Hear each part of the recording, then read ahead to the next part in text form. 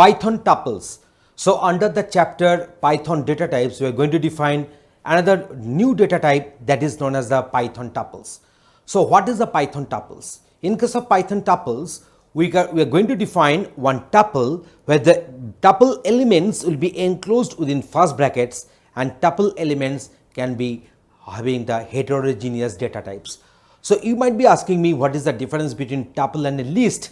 The list is mutable, but tuple elements are immutable. That means they cannot be updated. So there is a basic difference between a tuple and a list. The list will be enclosed within third brackets, there is a square brackets, and tuples will be enclosed within our first brackets. So let us go for what are the differences and features of tuples we are going to discuss here. So in many aspects, a tuple is similar to a list, but the basic difference between the two is that we cannot change the elements of a tuple. That is, a tuple is immutable once it is assigned, whereas in a list the elements can be changed. That means list is mutable. Advantages of tuple over list.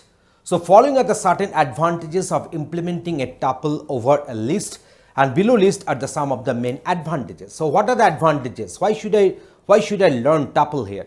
So we generally use tuple for heterogeneous different data types, and for list it is generally for the list will hold the homogeneous data.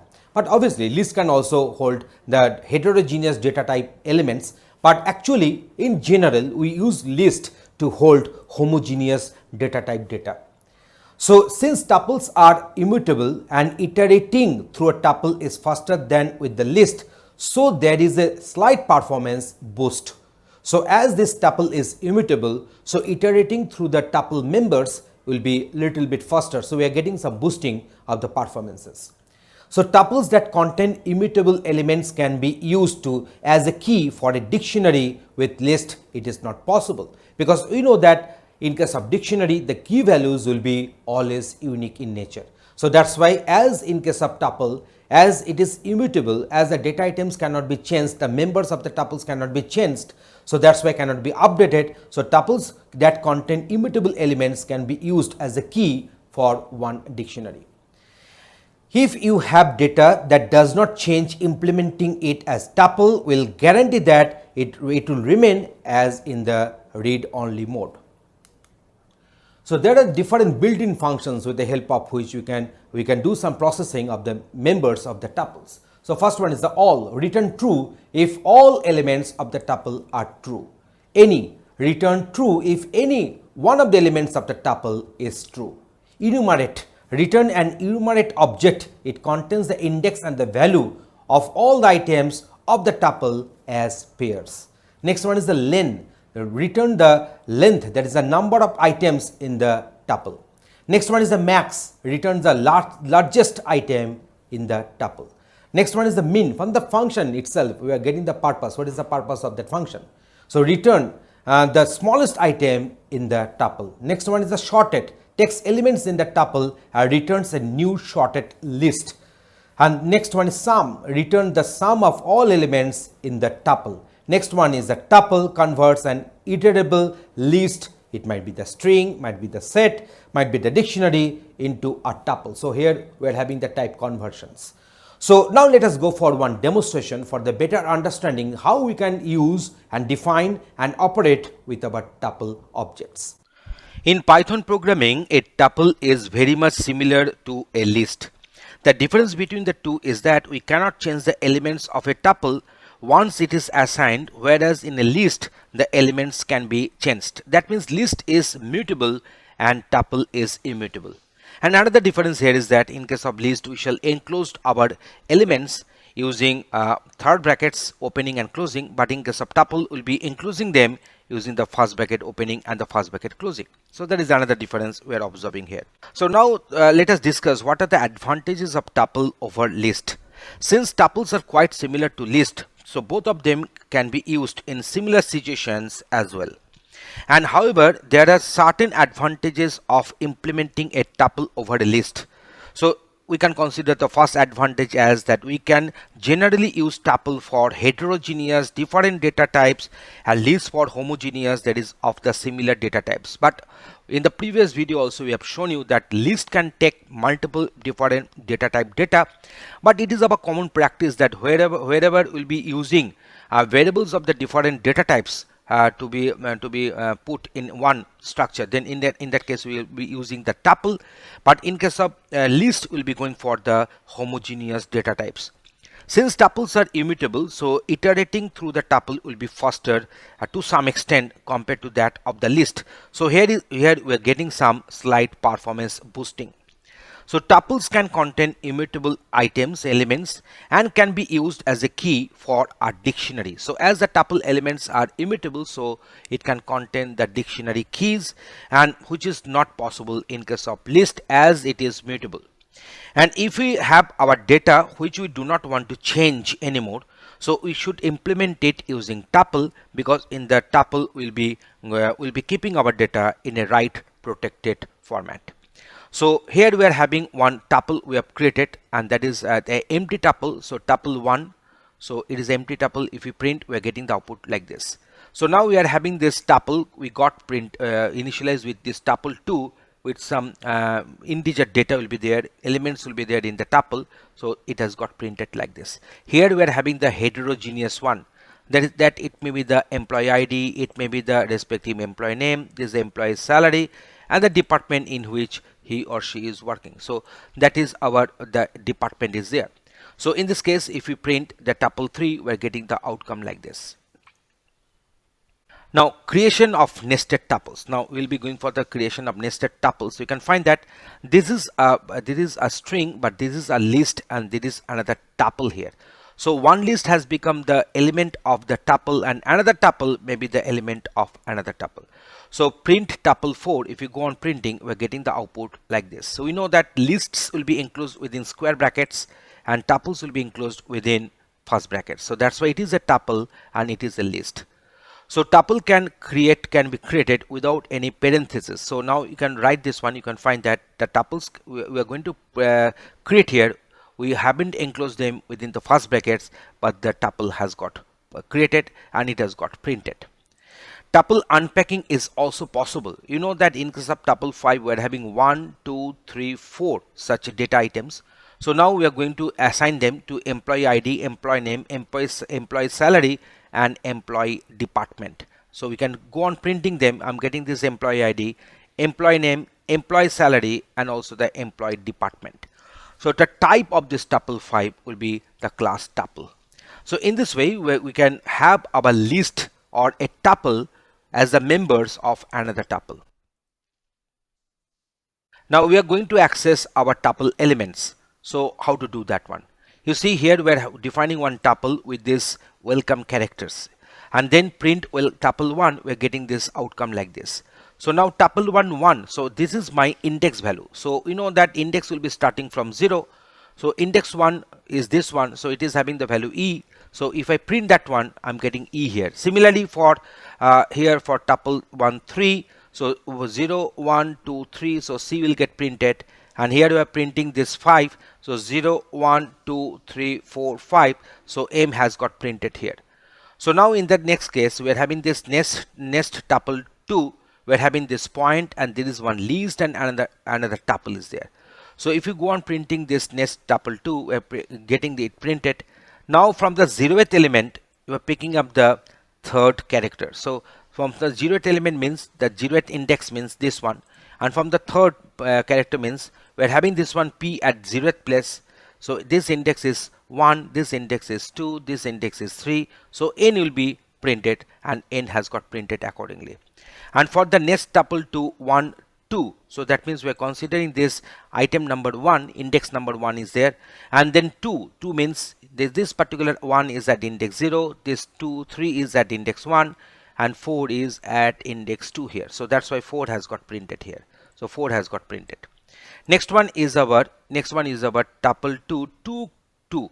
So that means we are considering the second element and the second data. So what is the value here? So value is 9 here. So here the value is 9. So I'm getting here 9.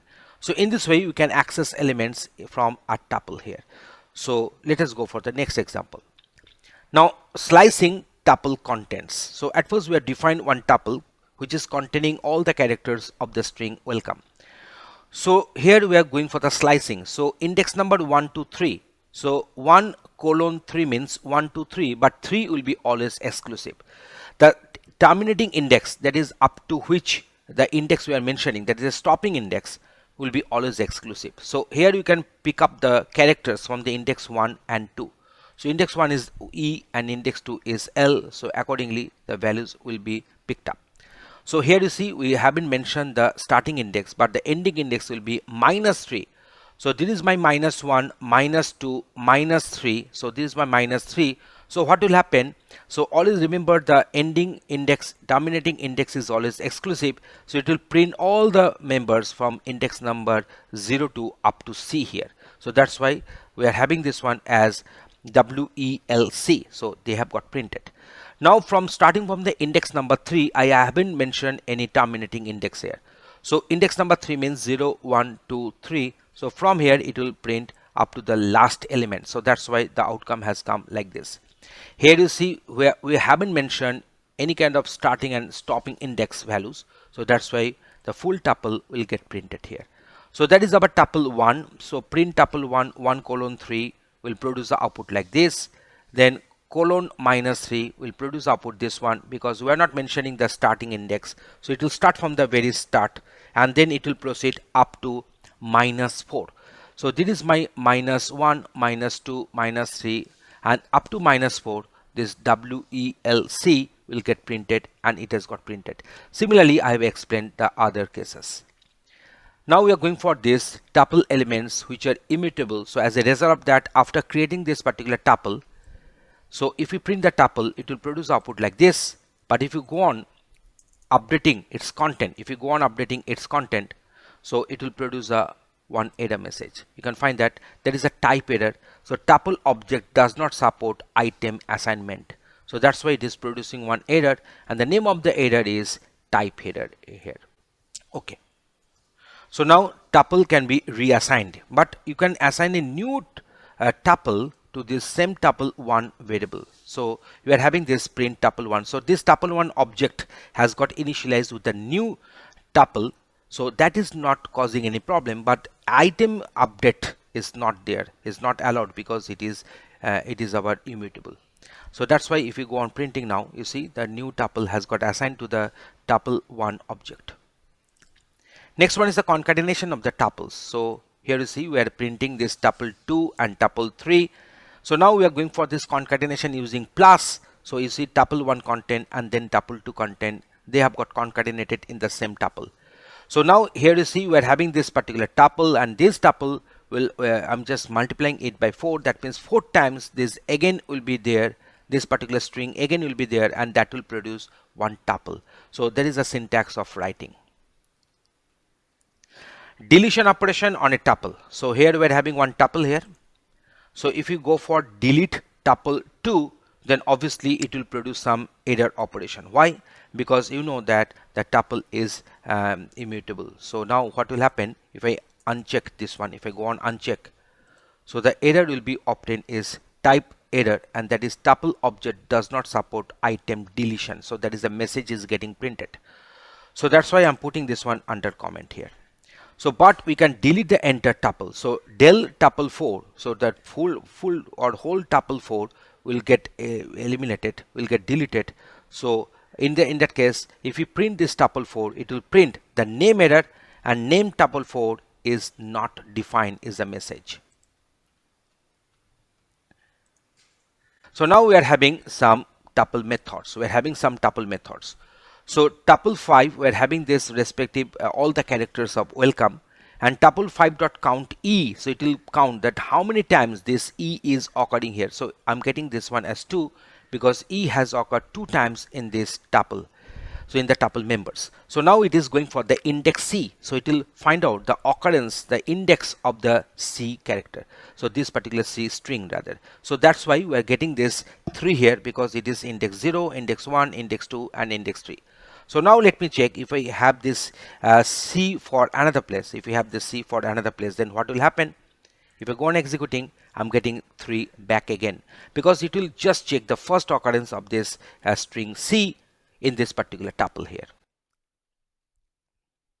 So tuple operations. So here we are having this tuple 6. You can find it. So tuple 6 is there. So now we can go for the print once.